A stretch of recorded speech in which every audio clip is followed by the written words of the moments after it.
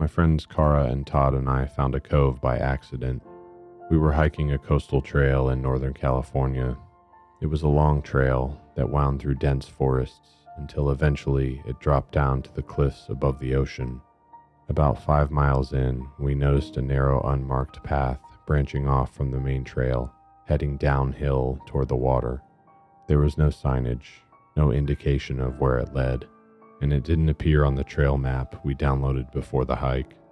Kara wanted to check it out. Todd and I agreed. The path dropped steeply through coastal forest for about a quarter mile before it opened up into a small rocky beach tucked between two headlands. The cove was stunning. The water was a deep, clear green, completely calm, sheltered from the ocean swell by the rock formations on either side. It was completely private. There was no way to access it from the water, and the only trail in was the unmarked path we had just come down. We hadn't planned to swim, but we had our suits on under our clothes because we'd hoped to find a beach or something at some point on the hike. We changed and got into the water. It was cold but manageable. The water was so clear that you could see everything underneath it. It was maybe 15 feet down to the rocky bottom. We swam and floated and explored the rock walls on either side of the cove for about an hour.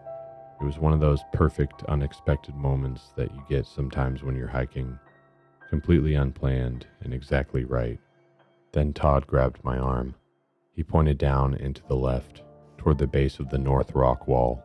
Something was moving along the rock face, about 8 feet below the surface. It was long, much longer than any fish I could think of, and pale, almost white. The way it moved felt wrong. Not the darting finned movement of a fish, something slower and creepier. It moved along the base of the rock wall, the way a hand might move along the surface in the dark, feeling its way, exploring. It disappeared around the base of the rock formation and didn't come back. None of us said anything. We just swam to the rocky beach and got out of the water.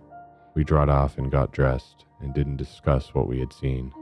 I think we were all doing the same thing, trying to find a rational explanation before committing to saying anything out loud.